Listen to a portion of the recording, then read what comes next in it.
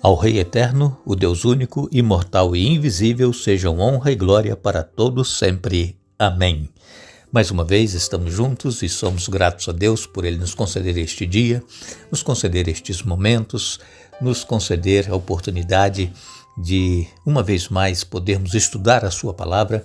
Queremos agradecer a todos vocês que estudam conosco e que compartilham esses estudos com outras pessoas, a todos que são inscritos no canal Hora Tranquila no YouTube, que clicam no dedinho de joinha. Agradecemos a todos vocês que nos escrevem dizendo de onde estão acompanhando. Mandamos aqui um alô especial para o Ailton Jorge de Paulo Afonso, na Bahia, parabenizando a esposa Janice Janiele, completando mais um ano de vida. Parabéns, Janice Janiele. Marli Abreu Lima, de Alto Horizonte, em Goiás. Jonilson dos Reis Silva e também Dionisson dos Reis Silva estão acompanhando conosco os estudos. Francisco Xavier é de Manaus, Amazonas, também. Melry Rodrigues é de Manaus, Mara é de Manaus, Ana Neves de Manaus, Antônia Almeida, todos aí de Manaus, o Afrânio Arruda, Evanilda Coutinho é de Juara, em Mato Grosso, e todos os demais que nos escrevem, nós agradecemos e mandaremos sempre um alô para vocês. Iremos orar. Pai nosso que estás nos céus, aqui estamos em Tua presença, te agradecemos pela vida, por este dia que nos concedes. Te agradecemos, Pai, porque temos a certeza de que Tu estás trabalhando com cada um de nós, nos ajudando a entender a Tua Palavra e colocá-la em prática em nossa vida. Abençoa todos os que estudam conosco e que têm os seus problemas, suas necessidades, dê vitórias a cada um. Abençoe Janice e Janiele, que está aniversariando, e todos os demais aniversariantes, Pai, que sejam grandemente abençoados por Ti. Pedimos que perdoe os nossos pecados em nome de Jesus. Amém.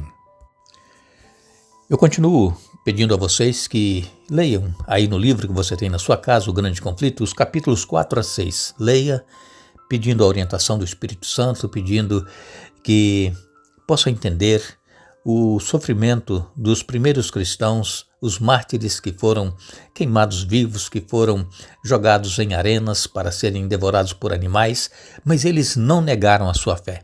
Que nós possamos tê-los como exemplo, e também o nosso Senhor Jesus, que se entregou para morrer por nós, pagando o preço do pecado, que era a morte eterna, a morte em que nós não tínhamos acesso mais à salvação. Mas Jesus pagou esse preço e, através da morte de Jesus, nós, crendo no sacrifício dele, nós teremos novamente acesso à vida eterna. E muito em breve isso vai acontecer quando Jesus voltar.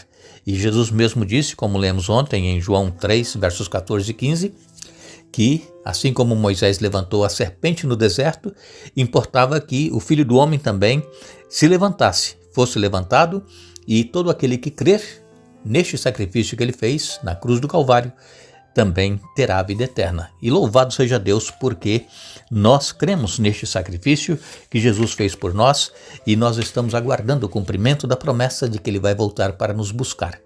Que todos nós possamos nos alegrar em ouvir as profecias se cumprindo, porque é a certeza de que Jesus está voltando. Muitas pessoas não gostam de estudar profecias, especialmente Daniel e Apocalipse, porque sentem medo dos símbolos que são usados ali, mas deveremos nos alegrar, irmãos, porque Jesus ele já venceu Satanás, já esmagou a cabeça da serpente e ele vai voltar para buscar aqueles que forem fiéis a ele. E nós ontem falamos a respeito dos cristãos que foram perseguidos, inclusive Policarpo, que era líder da igreja lá em Esmirna, que está no capítulo 2 de Apocalipse, e Policarpo, eles insistiram com ele para que negasse a sua fé, para que não fosse queimado. Ele disse: como eu vou negar o meu Senhor? Durante 86 anos eu o servi e ele nunca me deixou na mão, e como eu poderia trair o meu mestre? E ele foi queimado então em praça pública. Como nós dissemos ontem, lá em Esmirna, eles tinham o hábito de queimar incenso aos deuses romanos. E como nós temos conhecimento, irmãos, muitas pessoas se tornaram cristãs, mas não eram convertidas. É como hoje muitas pessoas aceitam a Jesus sem estarem realmente convencidas de que há uma necessidade de uma mudança de vida e de viver o cristianismo em sua vida. Assim, naquela época também, muitas pessoas aceitaram o cristianismo, mas continuavam adorando os seus ídolos, os seus deuses, como aqui, por exemplo, queimando incenso para os deuses romanos. E então, quando nós lemos em Judas só tem um capítulo, os versos 3 e 4, Judas escreveu: porque muito me alegrei quando os irmãos vieram e testificaram da tua verdade, como tu andas na verdade. Não tenho maior gozo do que este, o de ouvir que os meus filhos andam na verdade. E lembrando a vocês que esse Judas não é o Judas Iscariotes, tá? Esse Judas é o irmão de Jesus, que escreveu este livro de apenas um capítulo. Então, segundo é-nos dito aqui, que Judas, ele estava se alegrando com os irmãos porque eles testificavam da verdade. E lemos aqui na palavra de Deus que esses cristãos, eles eram elogiados porque eles não eram como os demais que não eram realmente convertidos, eram cristãos que não praticavam a verdade. Mas esses a quem Judas escreveu, eles testificavam da verdade e andavam na verdade. E então nos diz que nessa época lá em Esmirna, as pessoas tinham o hábito de que quando um sacerdote morria, sacerdote de Dionísio, né? Dionísio era o deus da festa, era o deus da fertilidade. Eles cultuavam esse deus Dionísio.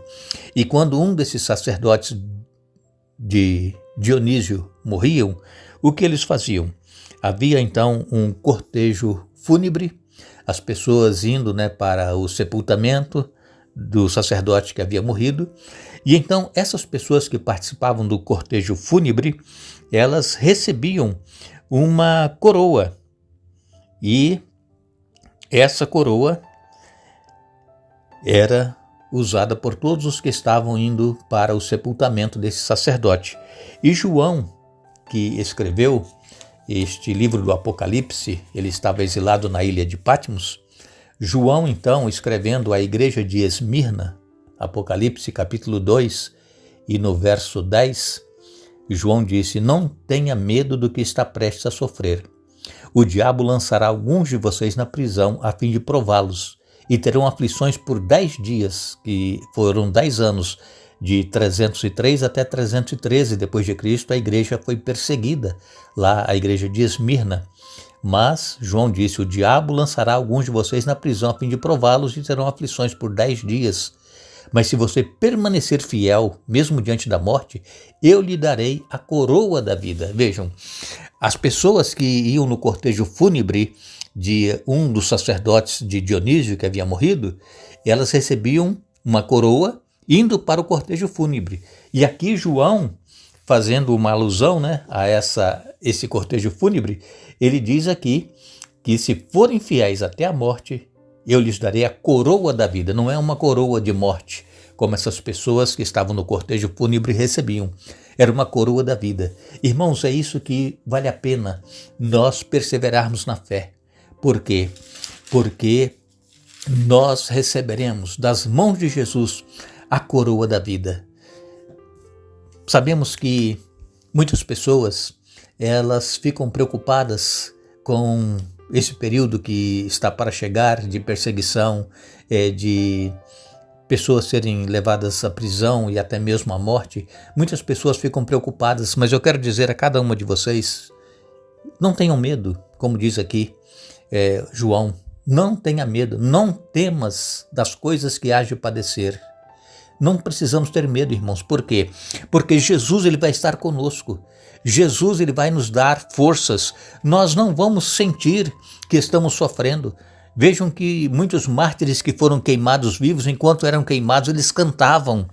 Eles não estavam sentindo dor. Então não fique preocupado que você vai sofrer. Não. Nós não vamos sentir nada se passarmos por perseguição por causa da nossa fé. Se formos lançados na prisão, se formos torturados ou se formos mortos, nós não sofreremos, sentiremos nada. Por quê? Porque Jesus estará conosco. Então ele diz: nada temas das coisas que hás de acontecer. Ser fiel até a morte e dar-te-ei a coroa da vida. Mesmo que tenhamos que passar pela morte, como diz o salmista no Salmos 23, ainda que eu ande pelo vale da sombra da morte, não temerei mal algum. Irmãos, nós precisamos confiar nesse Deus, nós precisamos continuar adorando, servindo e aguardando o nosso Rei Jesus que está para voltar. E mesmo que venhamos a sofrer de alguma forma por causa da nossa fé, que nós perseveremos até o fim, sejamos fiéis, mesmo em meio ou frente à morte, sejamos fiéis, não duvidemos do poder de Deus para nos fazer fortes e nos dar a vitória. Nós estamos, irmãos, já no limiar da volta de Jesus. Não vai demorar. Deus, o Pai, vai dizer para o Filho: Filho, chegou a hora. Vai buscar aqueles por quem você deu a vida, por quem você morreu. Jesus está esperando somente isso. Jesus mesmo disse que o dia e a hora da volta dele a este mundo, somente Deus Pai é que sabe. E Deus sabe a hora, irmãos. Deus, ele tem o controle de todas as coisas. Ele sabe que nós estamos sofrendo.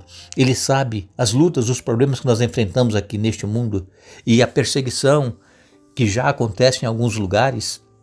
Ele conhece tudo isso, mas vai chegar um momento em que ele vai dizer: filho, chegou a hora, vai buscar os meus filhinhos. Que nós possamos estar certos de que mesmo que demore ainda 5, 10, 15, 50 anos, não importa. Mesmo que nós já tenhamos passado pela morte, pelo descanso eterno, mas temos a certeza de que nós vamos ressuscitar. Ainda um pouco mais, aquele que há de vir virá e não tardará. Que nós possamos estar certos de que estamos caminhando com Jesus e que nós já temos garantido a coroa da vida e que nós a receberemos das mãos do nosso Senhor Jesus.